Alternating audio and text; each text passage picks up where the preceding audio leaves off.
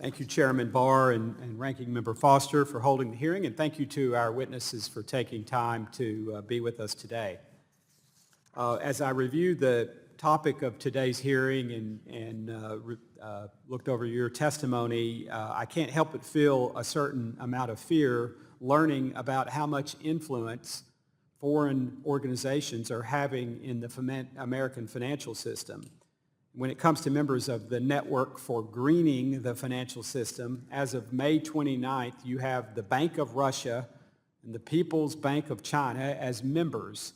To put it frankly, it scares me to hear that our financial system could be being influenced by countries that want to see our country's downfall and have been very forthright about that. Professor Skinner, do we have any idea just how much the Network for Greening the Financial System is influenced by our foreign adversaries?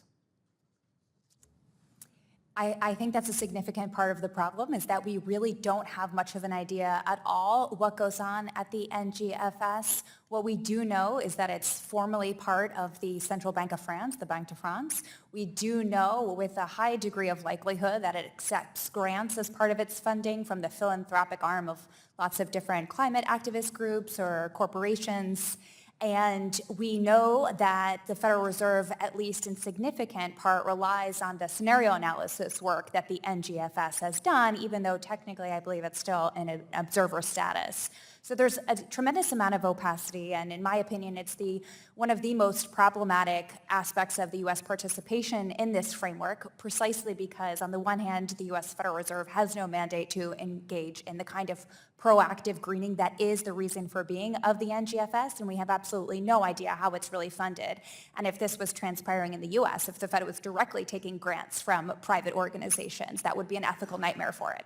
Sure, and just following up on that, Professor Skinner, if the global governance bodies such as NGFS were subject to outside scrutiny, such as public meetings and visible rules, could we better ascertain the influence of China and Russia on these global governance bodies?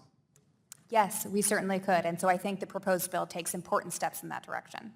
I think it really is unacceptable that our financial regulators are working in lockstep with organizations that are influenced and could be controlled by our foreign adversaries, especially when these global governance bodies choose to hide their agendas and refuse to be held accountable to the public, failing to meet standards that here in the United States we would see as customary and normal, and yet we aren't able to see these things happening at the global level, and yet they're having an undetermined influence on our financial regulators here at home.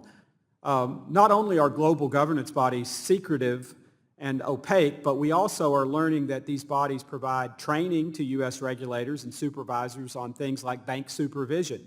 For example, there is the Climate Training Alliance, supported by the Bank for International Settlements, or BIS, the Network for Greening the Financial System we've already been talking about, the International Association of Insurance Supervisors, and the Sustainable Insurance Forum.